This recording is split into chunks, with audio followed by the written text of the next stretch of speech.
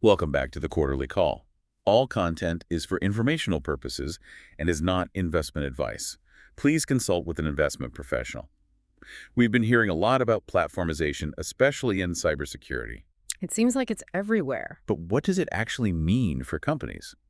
Palo Alto Network's latest earnings call gave us some interesting insights. It's really about bringing all these different security tools together, creating an ecosystem where everything works together seamlessly. Instead of having all these different tools that can't communicate with each other. Exactly. You get this unified platform, a much more comprehensive security approach. And I imagine that leads to faster response times when something happens. Absolutely. All your data is in one place, so you can connect the dots much faster. Studies show that organizations using a platform can sometimes detect issues weeks or even months earlier. Wow, that's a huge advantage in today's world. It's not just speed either. It's efficiency and cost savings as well. Consolidating tools streamlines everything, makes things simpler, less complexity, and frees up your security teams to focus on the bigger picture. More bang for your buck, basically. Exactly. And investors are noticing this. Companies with a platform approach are really attractive because their revenue is more predictable and they have more potential for growth. So let's talk Palo Alto Networks. It seems like platformization is at the heart of their strategy. It really is. And the results are impressive. Their earnings call highlighted how this approach is driving growth across all their business segments, from network security to cloud security to security operations. They mentioned 75 new platformization deals this quarter alone. And these weren't small deals. We're talking large enterprises in all sorts of industries, major banks, government agencies, even car manufacturers. So this isn't just a fad, it's really becoming mainstream. It is, because it works. Platformization is delivering real results. It's not just hype. One thing that stood out from their call was their focus on AI. It seems like they're pushing the limits of what AI can do in cybersecurity. Absolutely. And this is where the platform comes in. All that security data in one place creates a gold mine for training AI models. So their AI gets this 360-degree view of the entire security landscape. That's the idea. It lets them do things like automate threat detection and response, find vulnerabilities before they're exploited, even anticipate attacks before they happen. That sounds almost like science fiction, but it's happening right now. And this is just the beginning. AI is going to keep evolving, and we're going to see more and more uses for it in cybersecurity. And the foundation for all of that is going to be the platform. It's incredible to see this all unfold, Heh. but we can't forget about the human element. You still need skilled professionals to understand the data and make the right calls, even with the most advanced AI. You're absolutely right. Technology is a tool. You need the right people, the right procedures, the right mindset. And Palo Alto Networks seems to be recognizing that. They talked a lot about investing in their employees and building a strong security community. They're putting a lot of emphasis on training and certification for partners and customers, and they're supporting security research and education. A very holistic approach. That's encouraging to see. I agree. I think that's one reason they're doing so well. They're not just focused on selling a product. They're trying to lift the entire industry. So we've seen how committed Palo Alto Networks is to platformization, but how are their customers actually benefiting from this? Great question. Let's look at a few examples. They mentioned a large bank in Asia. The one that increased their next-generation security annual recurring revenue by 500% after implementing Palo Alto Networks' Cortex platform. Yeah, that's the one. NGS ARR, by the way, is basically how much money companies like Palo Alto Networks are making from their next-gen security products and services. So it's a pretty good measure of how well their platform is selling. Exactly. And this bank is a perfect example of how platformization can drive serious business results. They were able to improve their overall security, cut costs, and become more efficient, all thanks to bringing their security tools together on the Cortex platform. And that translated into a massive jump in their NGS ARR. It really did. But it's more than just money. This bank also made huge improvements in their security operations. They were able to cut their response times by over 80%, for instance. That's a complete game changer. It is. It all comes down to having that unified view of your security landscape thanks to the platform. They were able to see what was happening and respond much more effectively. Like they were finally able to get ahead of the curve instead of always playing catch-up. Precisely. That's the whole point of platformization, giving organizations the power to be proactive, not reactive, when it comes to security. Another example they mentioned was a municipality in the U.S. that signed a $60 million platformization deal. That's a huge deal and a sign that even government agencies are starting to adopt this approach. That's interesting because government agencies usually have very complex security requirements. Absolutely. So the fact that they're choosing a platform-based solution speaks volumes. They're seeing the value in a more comprehensive, integrated security solution. It sounds like platformization is setting a new standard for cybersecurity. It's becoming the preferred approach for sure, and I think that's a good thing. Platformization has the potential to drastically improve the state of cybersecurity. But it's important to remember it's not a magic bullet. It's not going to fix everything overnight. It's a process. Organizations need to be strategic and understand both the benefits and challenges before they jump in. Exactly. But done right, platformization can be a game changer. It can make organizations more secure, more efficient, and more resilient, especially in the face of these ever-evolving threats. Okay, we've covered a lot about the general idea of platformization, but I'm interested in your thoughts on how it's affecting specific areas of cybersecurity. Let's start with cloud security, one of the hottest areas right now. Absolutely. Cloud security is where we're seeing a major impact from platformization. More and more organizations are moving their work to the cloud, and they need security that can keep up with this fast-paced environment. And the old ways of doing security just aren't good enough anymore, right? They were built for a different time. They don't adapt well to the dynamic nature of the cloud. Like trying to fit a square peg into a round hole. Exactly. That's why there's such a demand for security platforms that are cloud native. They can provide comprehensive protection throughout the entire cloud lifecycle. Okay, but there are so many companies selling cloud security solutions. What sets Palo Alto Networks apart? Well, first off, they have a wide range of cloud security products. They cover everything from managing security risks in your cloud environments, CSPM, to protecting workloads running in the cloud, CWPP, to protecting sensitive data in the cloud, DSPM. So it covered pretty much everything. Pretty much. And their platform approach means that all these different pieces work together smoothly. That's a huge advantage over solutions that only do one thing. Okay, but every security company claims to have a platform these days. How do we know Palo Alto Networks is really delivering on this promise? I think their track record speaks for itself. They're constantly innovating in cloud security and adding new features to their platform. They're not just sitting back there pushing the boundaries. Exactly. That's what sets them apart from all the Me Too companies out there. But do they actually have the market share to back this up? They're definitely making gains. Industry analysts consistently rank them as a leader in cloud security, and they're winning big deals, as we've discussed. So they're definitely a major player in cloud security. But what about network security? That's their traditional strength, right? It is, and they're still dominant in that market with a leading share of the network firewall market. But the network security market seems pretty well established. Is there much room for growth there? I think there's still a lot of opportunity, especially as organizations adopt new technologies like SD-WAN, software-defined wide area networking, and SaaS, Secure Access Service Edge. These technologies change how organizations connect to the cloud and use their applications, and they require new security solutions. Ah, yes. Secure Access Service Edge. Another one of those hot buzzwords. It is. And Palo Alto Networks is well prepared to take advantage of this with their Prisma Access SaaS solution. It's a unified platform for securing access to applications and data no matter where they are. So they're not just sticking to their old ways. They're moving into new areas of network security. Exactly. And they're doing it in a way that leverages their existing strengths and platform capability. Okay, so they're strong in cloud security and network security. Yeah. What about security operations? That's another crucial piece, right? Absolutely essential. And this is where Palo Alto Networks' Cortex platform shines. Cortex, their SOR, Security Orchestration, Automation, and Response platform. That's it. It's designed to help organizations streamline their security operations, get better at detecting and responding to threats, and make things easier for their security analysts. Like giving security teams a supercharged toolkit. You could say that. It's another example of how Palo Alto Networks is using platformization to deliver these comprehensive, integrated security solutions. We've covered a lot of ground, but I want to go back to what you said earlier about people, processes, and culture being so important in cybersecurity. Right. Technology is only part of the story. You need the right people with the right skills and training. And you need effective processes to manage security risks and respond when something goes wrong. And the culture is important too, right? Everyone in the organization needs to be responsible for security, not just the IT department. Absolutely. Security needs to be woven into the fabric of the company. It's not enough to just buy the latest security tools. You need to create a security-conscious environment. Exactly. And that takes time, effort, and strong leadership.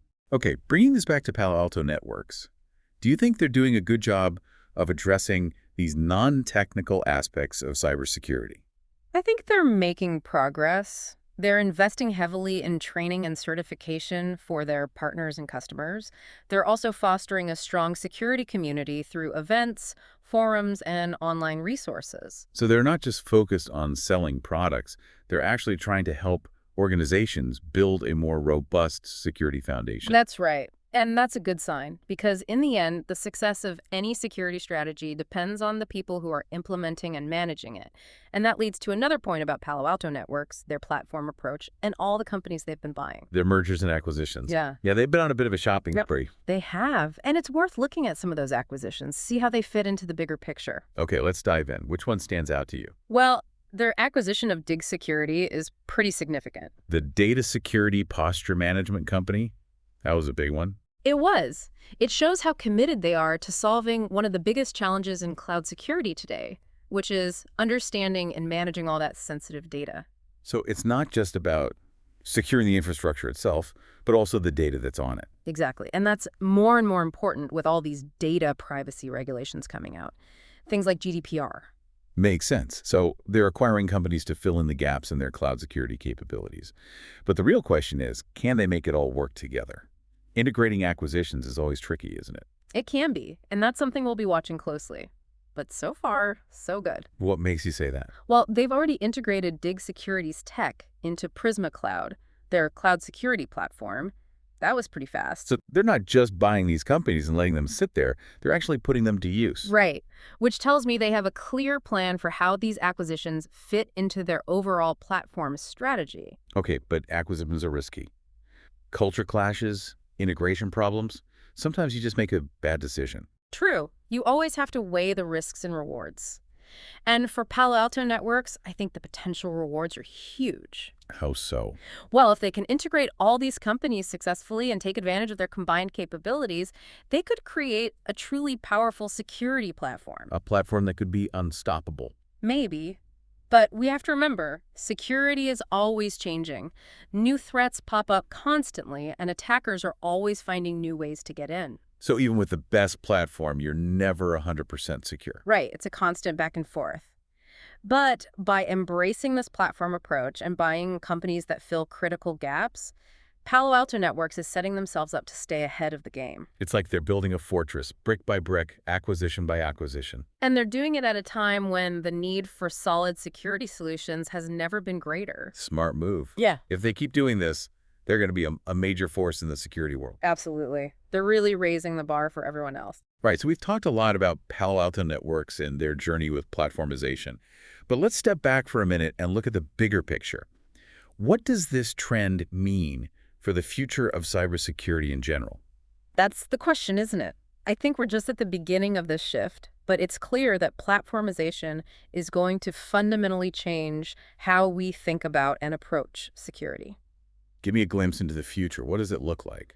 I think we're moving away from the old way of doing things where you have all these separate security products from different companies.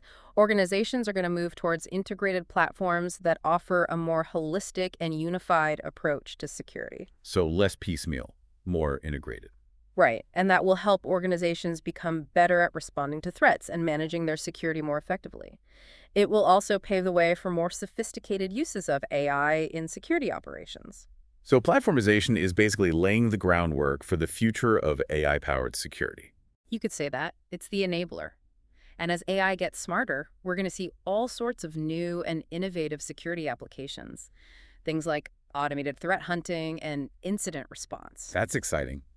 But to be honest, I'm also a little worried. Putting all your security eggs in one basket seems risky. What happens if that platform fails or gets hacked? That's a valid concern. But any security system has limitations no matter how good it is. There's no such thing as perfect security. True. But I still hesitate to put too much faith in a single platform. I understand. But I believe the benefits of platformization, especially the improvements in security and efficiency, outweigh the risks. It comes down to choosing the right company, one with a proven track record, and making sure you implement the platform carefully and with the right safeguards in place. Okay, I see your point. But let's be realistic. Implementing a platform like this is a huge project, right? Can be, yes. It takes planning, coordination, and a significant investment of time and resources, Yeah. but I think it's worth it. Especially if it helps you stay ahead of all the threats out there. Absolutely. And I think the companies that get on board with platformization early on will be the ones that succeed in the future. So it's a competitive advantage. You could say that. It's about being proactive instead of reactive. I like that. Okay, we've covered a lot of ground, but before we move on, I want to get your advice for organizations thinking about adopting a platformized security model. Where should they start? Good question. I think the first thing is to figure out your security goals. What are you trying to protect? What are your biggest security challenges? Once you know what you need, you can start evaluating different platforms and see which one fits best. Don't just jump on the bandwagon. Do your research. Exactly. And don't be afraid to ask tough questions. Make sure you understand how their platform works, what kind of support they offer, and how they handle things like data privacy and compliance. It's a big decision. You want to make sure you pick the right partner. Absolutely.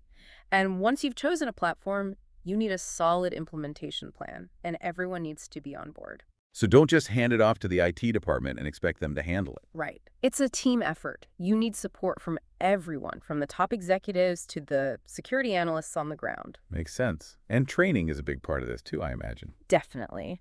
You have to make sure your team knows how to use the platform and take advantage of all its features. It's about the people as much as the technology. Exactly.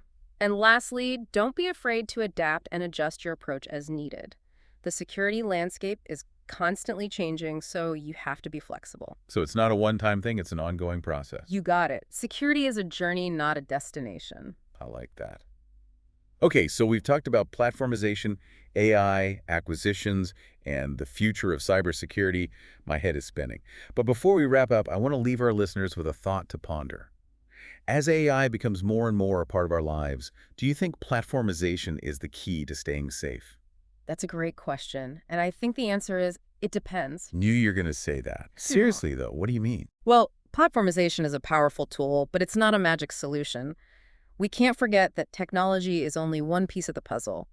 You also need the right people, processes, and culture to truly secure your organization. That holistic approach again. Exactly. Oh. And I think the organizations that can combine platformization with strong security fundamentals will be the ones that thrive in this age of AI. So it's about the whole package, not just the tech. Right. It's about building a security system that's as flexible and resilient as the threats it faces. I love that. Fuck. Okay, I think we've officially reached peak security geekdom for today. I'm not sure there's such a thing as peak security geekdom, but I appreciate the sentiment. Fair enough. Seriously, though, this has been a great conversation. Thanks for sharing your insights. My pleasure. I hope our listeners got something out of it, too. I'm sure they did. Okay, that's all the time we have for this episode of the Quarterly Call. But before we go, we want to remind you that all content is for informational purposes and not investment advice. Please talk to a professional before making any financial decisions. And don't forget to check out the show notes for links to all the resources we talked about. Yeah, we've got some good stuff in there. And if you liked this episode, please rate and follow our show. It really helps us out. And we always want to hear what you think about the topics we discuss.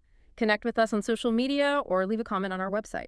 We're always ready for a good security debate. Until next time, stay curious and stay informed. And stay secure. So it sounds like cybersecurity is changing. It's less about building these impenetrable walls and more about creating a security system that can adapt. Yeah, that's a good way to put it. It's like building an immune system for your organization, something that can detect and respond to threats as they happen, just like our bodies do. So you're not just trying to stop all attacks completely, but you're trying to limit the damage when they do happen. Right, because let's face it, no matter how good your defenses are, something's always going to get through eventually. The important thing is being able to catch it early, contain it, and recover quickly. I see what you mean. So resilience is just as important as prevention. Absolutely, and that's something people often forget about. We get so focused on preventing attacks that we forget about being able to bounce back when they do happen. Especially with attacks getting more sophisticated and the stakes so much higher. That's true. But on the plus side, we're seeing huge advancements in threat detection and response. New technologies like AI and machine learning are giving security teams a real chance to find and stop threats before they cause too much damage. So it's like we're starting to even the odds a bit. In a way, but It's still an arms race. Attackers are always coming up with new tricks, so defenders have to keep innovating too. The battle never ends. It doesn't, but it's a fight worth having because at the end of the day, cybersecurity is about protecting our digital lives and making sure we can keep enjoying all the benefits technology has to offer. Well said. And on that note, I want to thank you again for joining me today. This has been a really eye-opening conversation about platformization and the future of cybersecurity. The pleasure was all mine. And to everyone listening, stay curious, stay informed, and stay secure. Thank you so much for tuning in to the Quarterly Call. For more episodes, please remember to rate and follow our show. Until next time, stay curious and stay informed.